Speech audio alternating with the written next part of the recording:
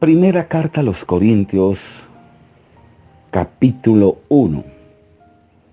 Hoy damos inicio a otra nueva epístola, una carta que escribe el apóstol Pablo específicamente a esta ciudad de Corintios.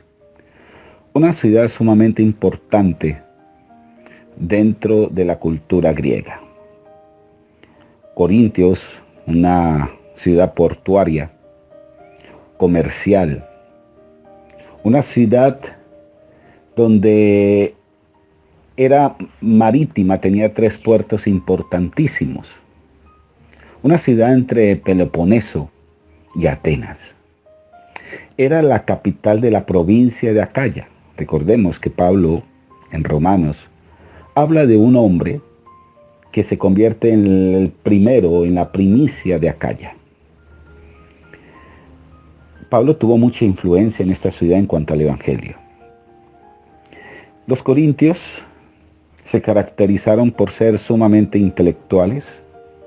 Se le llamaba el bazar de las vanidades. El culto al cuerpo era sumamente importantísimo. El sexo hacía parte de su religión cultural, a tal punto que aquellas sacerdotisas del templo de Artemisa eran simplemente prostitutas, pero se veían como un culto religioso. También tenían un templo al dios Apolo. 400,000 habitantes tenía Corintios. Corintios se le llamó la ciudad carnal, en una manera de mofa. Corintializarse era sinónimo de bajeza, de llegar a lo más pecaminoso. Eso era Corintios, a tal punto que fue muy permeado por toda la filosofía griega.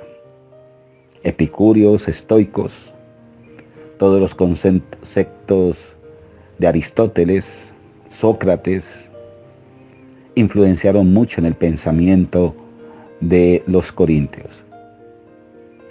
Pablo, a través de esta epístola, se va a mostrar indignado, a pesar de que Dios se mueve profundamente en dones muy remarcables, porque los corintios se destacaron por ser una iglesia avivada, pero con muchos conflictos de carácter.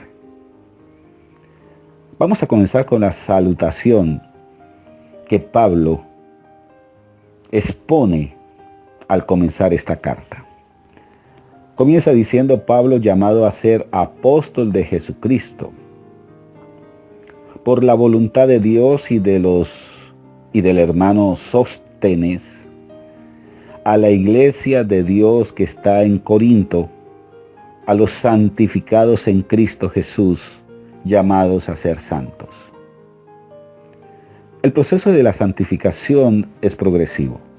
El primer paso de la santificación está basado en una santidad justificante, donde no se ha cumplido el proceso. Es decir, Dios nos salva sin necesidad de ser santos, siendo pecadores.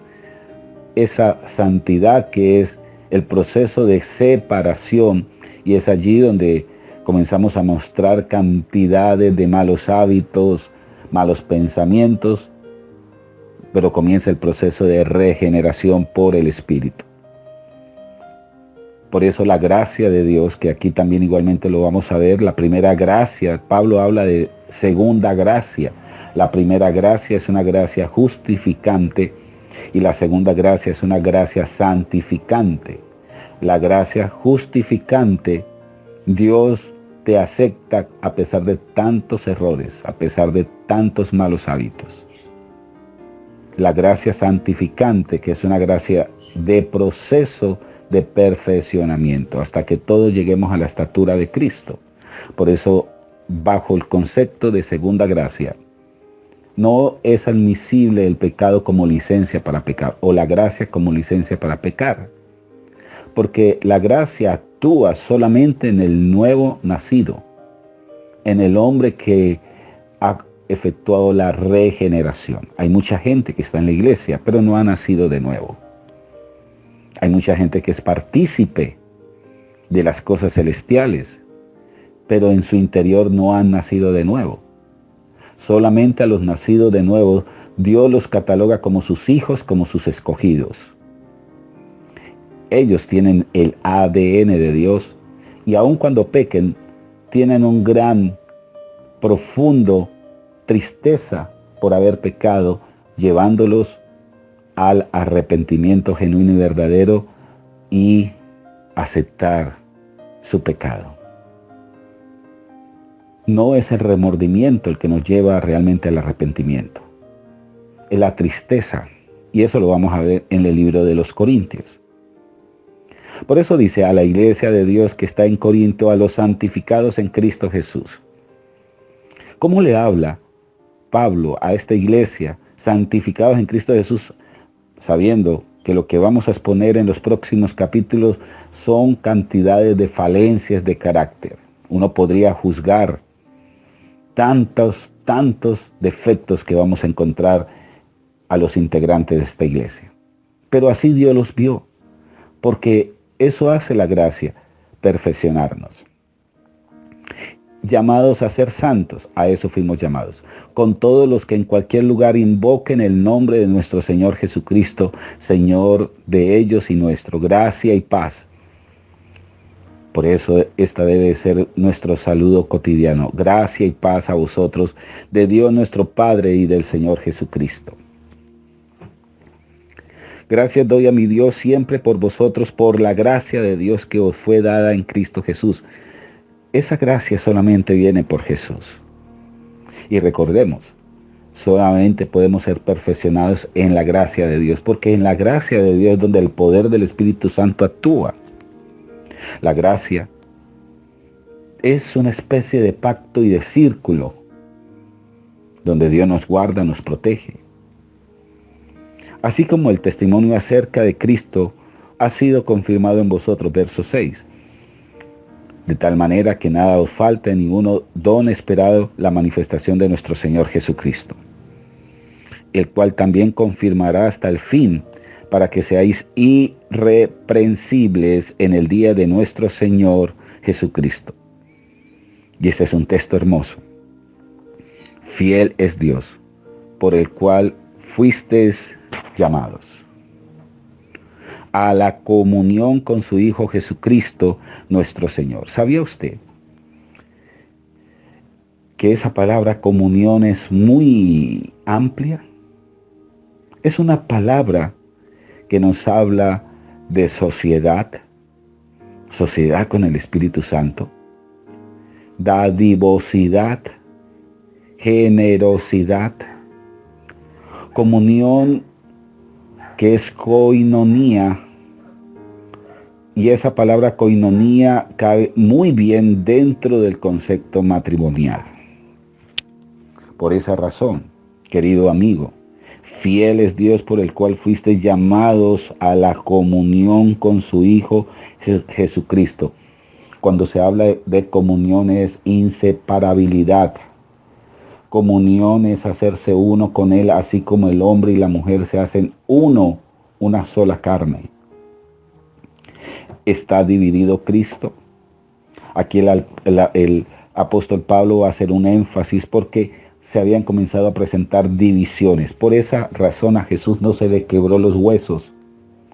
Fue el único reo de los que fueron condenados a la cruz que no se le quebró los huesos, porque en Jesús no hay división ni quebradura.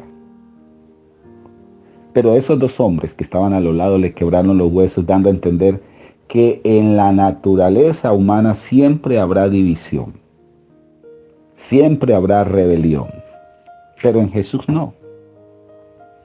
En Él siempre va a estar la unidad perfecta.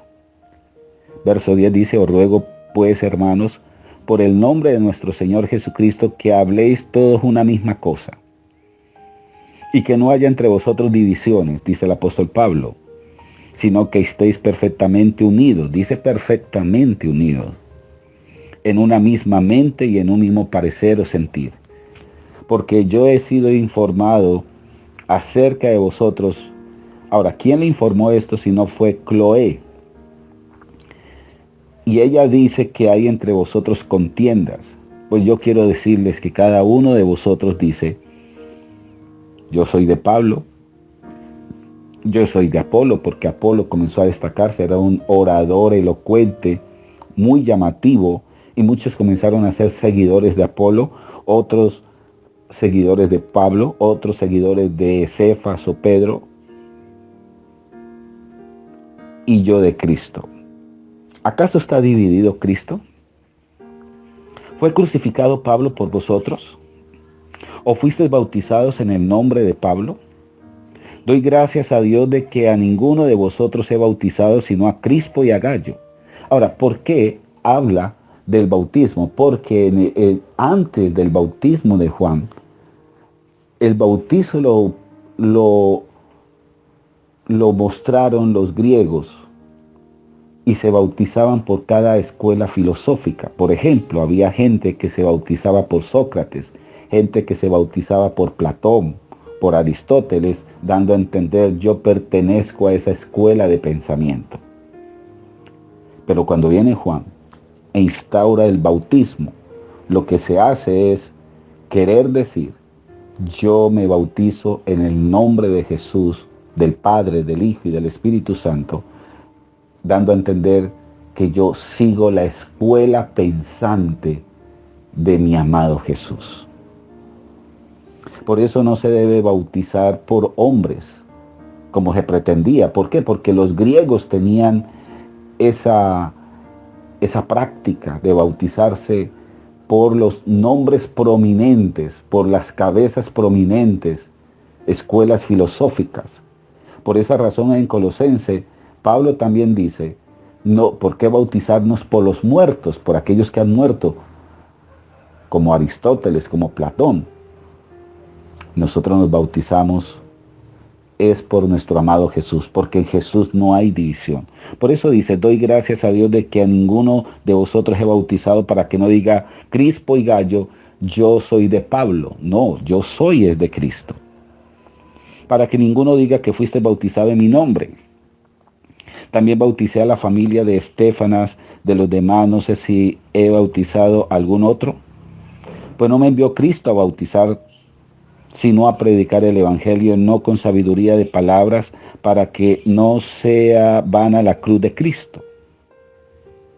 Y sigue diciendo aquí, porque la palabra de la cruz es una locura a los que se pierden, pero a los que se salvan, esto es a nosotros, es poder de Dios. Para los griegos, la crucifixión era una ignominia, una afrenta, una vergüenza. Hablar de Jesús crucificado era deshonra. Pero Pablo remarca que a través de esa ignominia, de esa vergüenza, de esa exposición de ese cuerpo desnudo, resultó siendo poder en el campo espiritual.